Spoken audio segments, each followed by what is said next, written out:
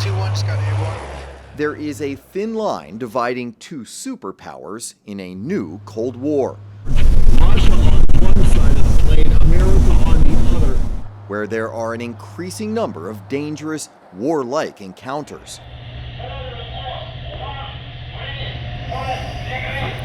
This week, we're on patrol to see how Russia is testing American waters and defenses in the Arctic. When COVID closed down the country, it had a dramatic impact on courts across America. The court said we're now closed. And what did you do? The first thing we had to do is think about our speedy trial rule. You've got to give defendants a trial within a certain amount of time. Today, a COVID challenge you might not have heard about, and the fight to keep justice on track. I was just exhausted, and I thought, we want to start over with everything. And we revisit a couple who faced a very bad year in 2020. The year started out with tornadoes. Christmas Day, when everything went up in smoke, big bang. Now, an inspiring update from Nashville about perseverance and survival.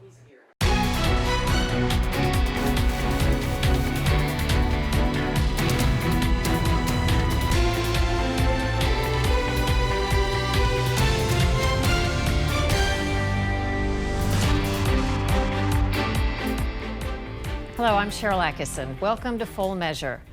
Today, we're off to one of the coldest places on the planet where there's a heated competition among superpowers for resources from oil to fishing grounds. It turns out the Arctic rivalry between the U.S., Russia, and China is potentially dangerous. And Scott Thuman reports the Coast Guard is on the front lines in this version of a Cold War. In Kodiak, Alaska, a Coast Guard ground crew rolls out a C-130J, known as a Super Hercules, preparing for a long-range mission. We jump on the giant 4-engined aircraft, specifically modified with extra fuel tanks and high-tech sensors, and head northwest for the 9-hour ride toward the Arctic Circle. Today's task, patrolling the maritime boundary line, that invisible but very real divide between U.S. and Russian territory. Where are we right now? Right now we're just pretty much north of Kotzebue, Alaska. We checked where the ice line was. Now we're just patrolling the line to find out what vessels are even out here currently. Right now we're over the Bering Sea, and this is the maritime boundary line. In other words, Russia on one side of the plane, America on the other. And it is a massive stretch the Coast Guard has to patrol. Some 1,700 miles. That's the equivalent of going from Miami to Maine. The closest point between these two countries, these two tiny islands less than 3 miles apart. That's Russia's on the right, America's island on the left. This is a regular mission for the Coast Guard, both to see if Russian boats and aircraft are out here, but also to let the Russians know America is keeping a close watch. Their vessels are definitely out there, and our vessels are out there as well. Commander George Cottrell is the operations officer, seeing more Russian activity recently. I've spent about 7 years in Alaska over 2 different tours, and I can definitely say that it's increased throughout my time. How big of a concern is that? We certainly take that responsibility seriously to be out there and showing that the United States Coast Guard is out there to watch over our fishing fleet and make sure that they feel safe and secure to do the dangerous work that they do. Dangerous because while these are some of America's most productive fishing waters, the conditions are often extreme, and adding to the natural hazards, a rise in tensions in recent years as Russia makes a strong play for Arctic resources, rebuilding old Soviet bases, sending troops, ships, and nuclear subs to the region rich with oil and gas resources, and the promise of new, faster shipping lanes between Asia and Europe. It all adds up to economic opportunity and increased competition between nations. I just figured at that point, like, okay, here it goes. It's all or nothing. This is commercial fisherman David Anderson. We're going to war, and here I am out here as a civilian fishing. We caught up with David via Zoom while he was out at sea, and he played us this video from August 2020 of Russian aircraft buzzing his commercial fishing boat on the American side of the U.S.-Russia boundary line. They said, steer course 135 degrees maximum speed.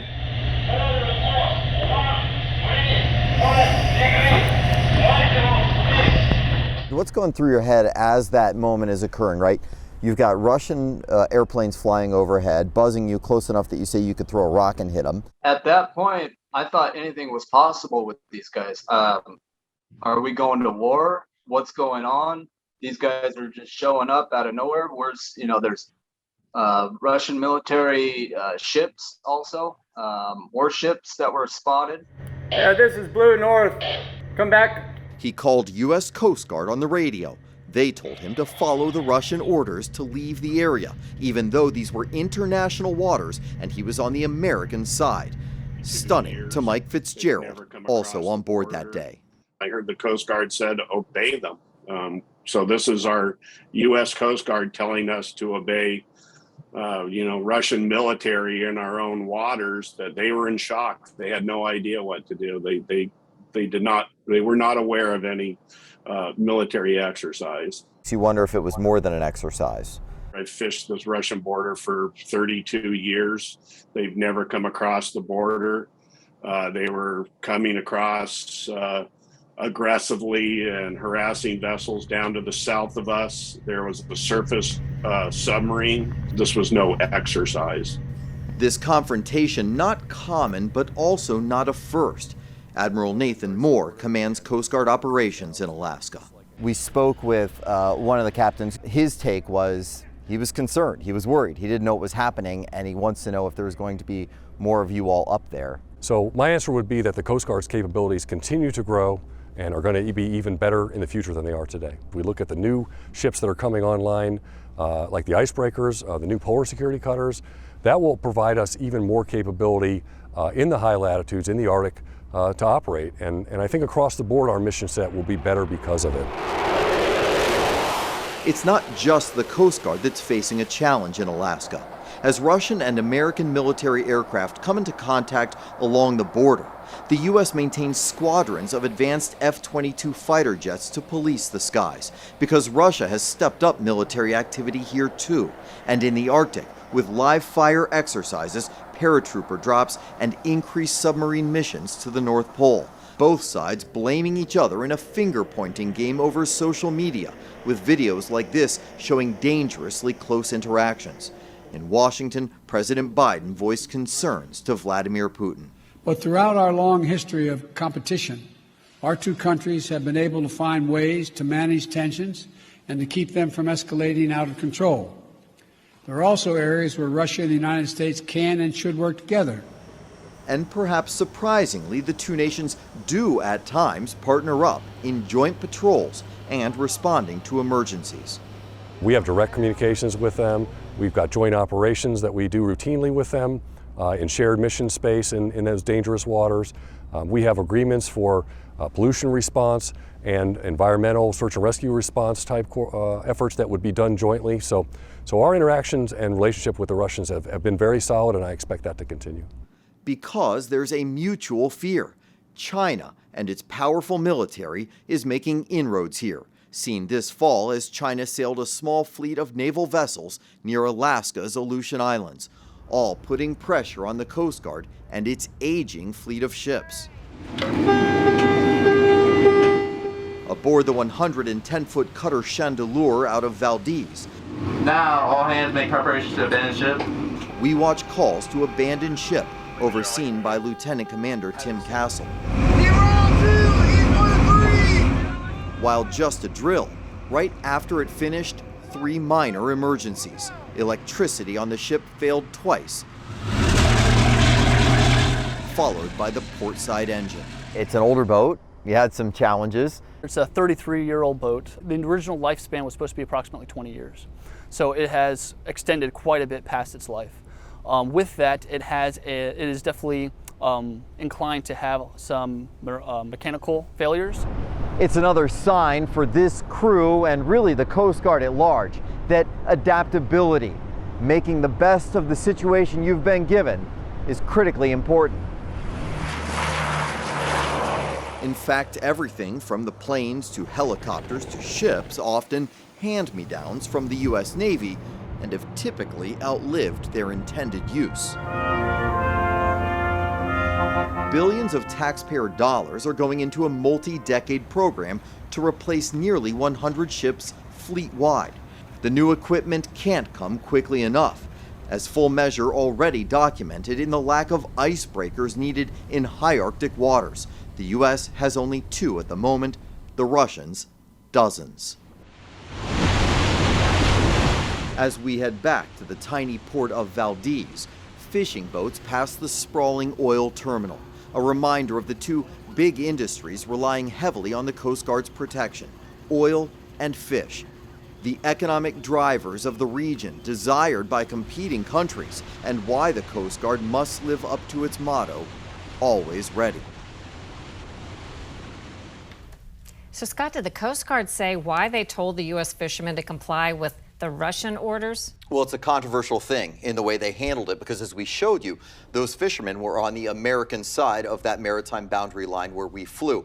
Now, months later, a senior Coast Guard leader told Congress that they did know in advance of the Russian military exercises, but they failed to tell those fishermen. That's something they say they have to do a better job of in the future. But the wider issue here is that the Bering and the Arctic region has become a new focus for tensions, and that is going to continue. And trying to keep those tensions down. Thank you. Ahead on Full Measure, COVID shutdowns may be in the rearview mirror, but they're still impacting America's court system.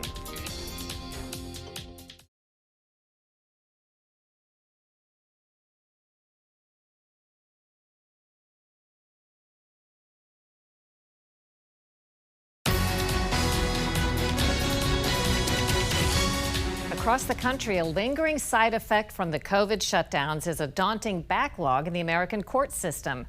It's causing headaches and raising constitutional questions.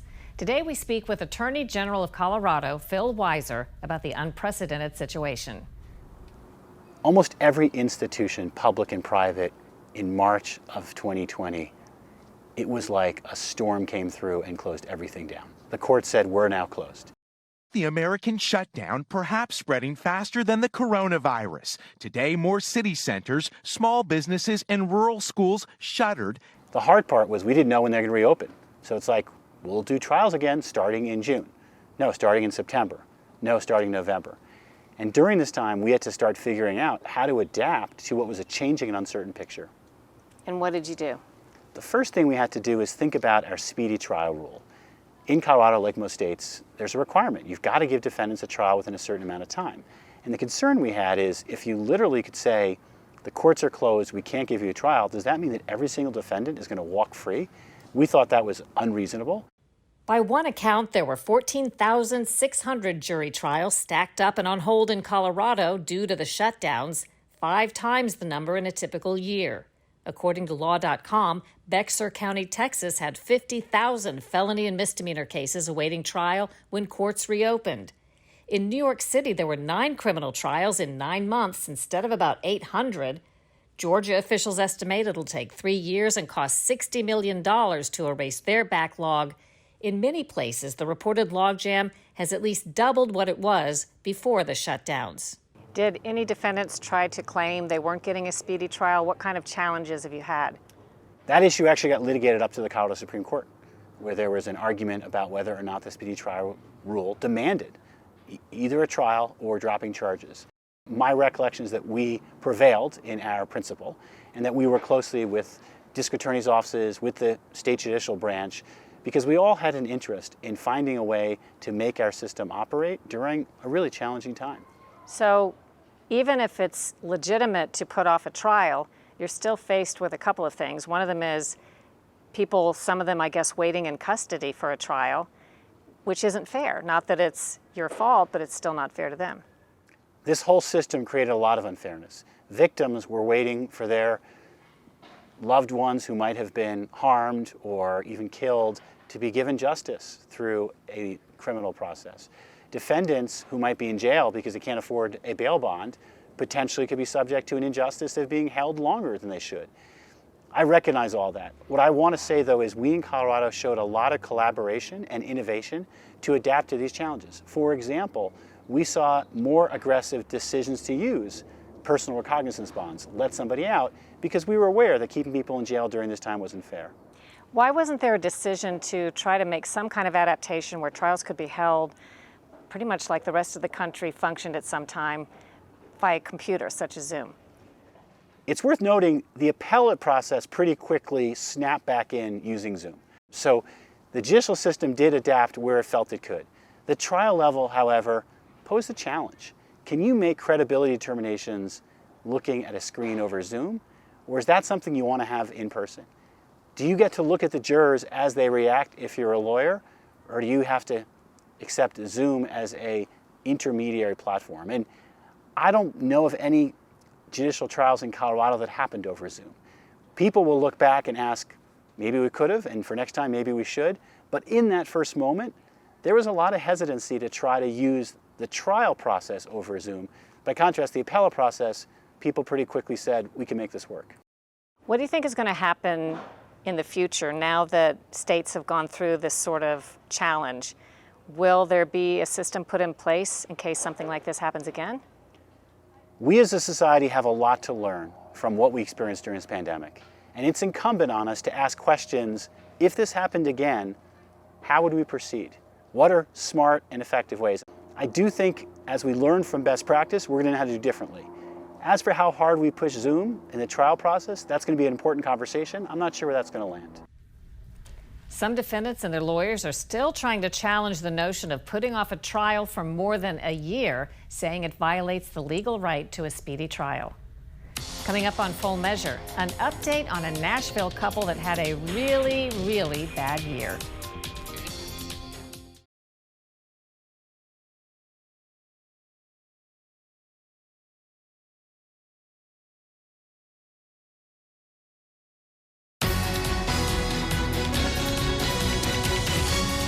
Earlier this year, we told you the amazing story of a Nashville couple who'd suffered a really, really bad year in 2020.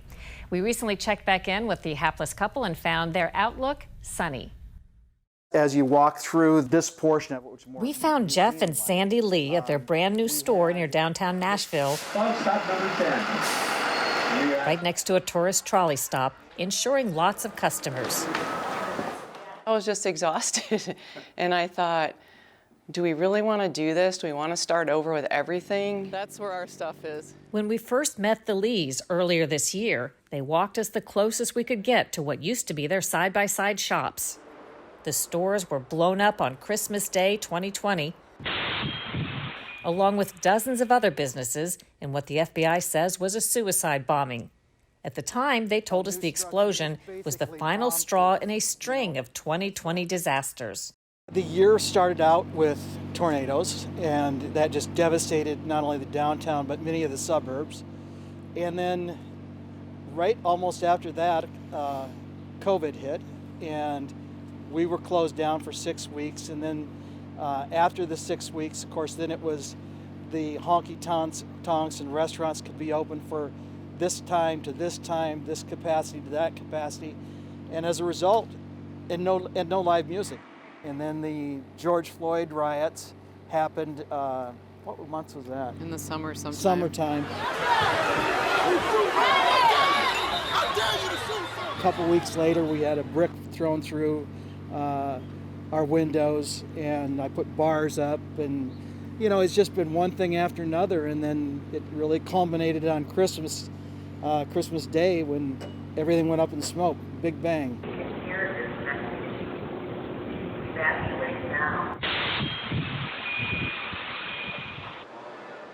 A year later, we found that the blown-up storefronts are still shut down, but the Lees say they navigated insurance claims, took what money they could get, and found a way to reopen in another spot, combining their two stores under one brand. Something that we may not need, but we want. And we want to show the customers and the guests that come in, hey, this is what Nashville's about. We offer a great deal, a fun environment. But even at a new location, their challenges aren't over. So much work, and my biggest fear was finding people to work. I knew that he would build something great. I knew I could fill it. I knew the space was going to be good, but who's going to work? We didn't have all of our employees coming back. Some had retired, some had moved, and no one wants to work retail. And it's a struggle right now that we're having, is Jeff and I are finding ourselves in the store a lot. Two precious items that survived the Christmas Day blast, which they showed us when we first met them. And it was found on a fragment of wall that was still standing, which is, how does that even happen? Their daughter's charcoal drawing of Johnny Cash and an American flag hung in the store since it opened in 2011. First responders found it in the rubble and returned it folded in a special display case. Both items now have a new home in the couple's hybrid store called Nashville's Best $10 and Up Boutique. Yeah. I mean, there was items that were bizarrely that survived the blast. I mean, the picture of Johnny Cash that my daughter did, 12 years ago, survived. It greeted customers in the $10 store for 11 years. And so he was the first thing we hung. It was just an important part of family history as well as the history of the store. And there's one more feature in the new store that tells their story of perseverance and survival. Throughout the store, there's fragments that I was able to go in and get under the direction of the people that were running the recovery effort. Mm-hmm. And that was part of our story. It was my goal to get as much fragments and pieces of our store so that we could display it and tell the story. Was it a bad year? Yeah, I mean, we never saw COVID coming. We certainly never saw a Christmas Day bombing coming. But it's all a part of life. And you can either have it consume you or you can move on. For us, it's like from a bad day came a great opportunity. And this is the opportunity. We wish them good luck, or at least the continued ability to make lemonade out of lemons. After a break, what's ahead next week on Full Measure?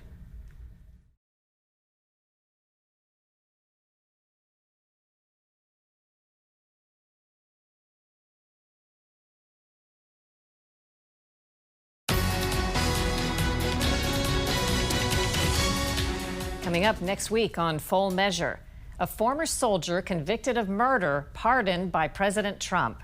How did you feel when you heard, or maybe you just knew this, a lot of people were arguing when the pardon came that you guys didn't deserve it, that they were letting killers go free?